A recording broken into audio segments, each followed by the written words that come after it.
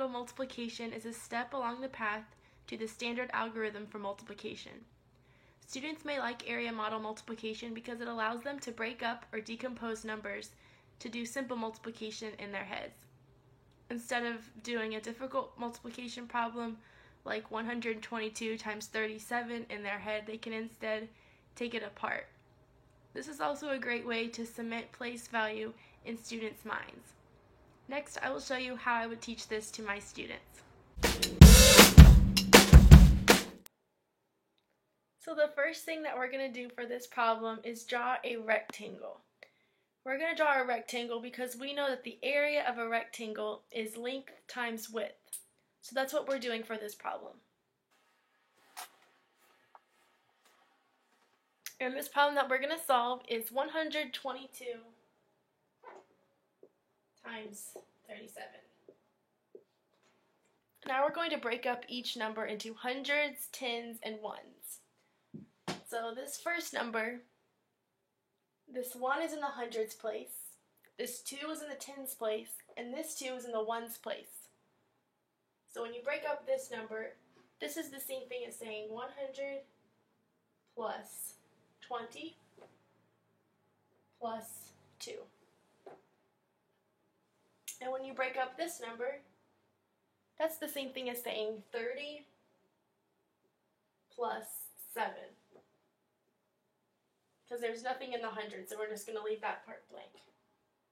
So because we know the area of a rectangle, which is length times width, we will be multiplying 122 times 37. So we're going to write these numbers across here when we do the length times the width. So we said that was 100 plus 20 plus 2. And then 37 is just 30 plus 7.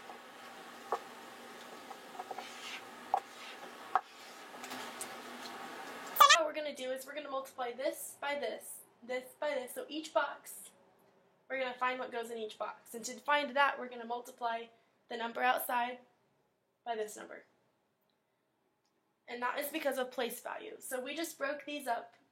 This is the tens, these are the ones. So this is just an easier way to do this kind of problem in your head. So instead of doing this kind of thing in your head, that's kind of overwhelming. You don't even know where to begin. But if you actually see each step, we can find the partial products to find our final product. So we're going to do 30 times 100. And we know that that is tens, that's in the tens place, and that's in the hundreds place.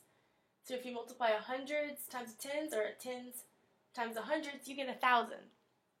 So that's going to be 3,000. Next, we're going to find this box, which this is tens times tens, which is 30 times 20.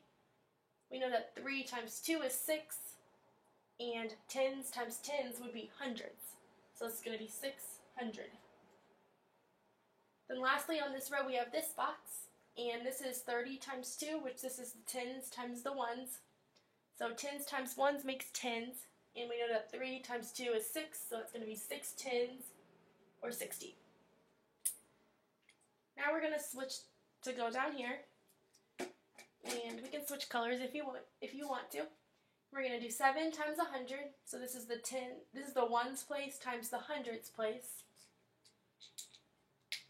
which makes hundreds, so it's going to be 7 hundreds, or 700.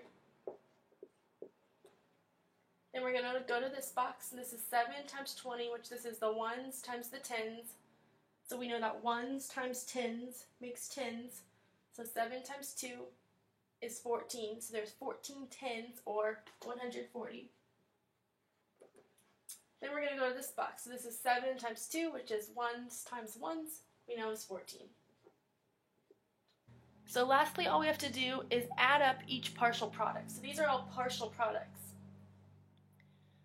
That means we will add up each box. This will show us what our final product is. So if you want to write all of these out, you can do that, or you can add across, do it however you want.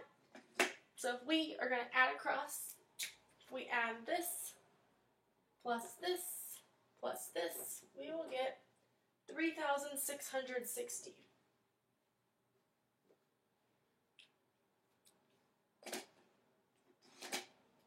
And then we are going to have to do the same thing with this one. So 700 plus 140 plus 14.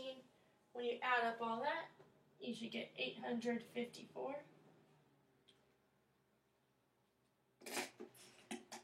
And then to find the total answer, we have to add up both of those. So those are still partial products, but we need our final product. So when we do that,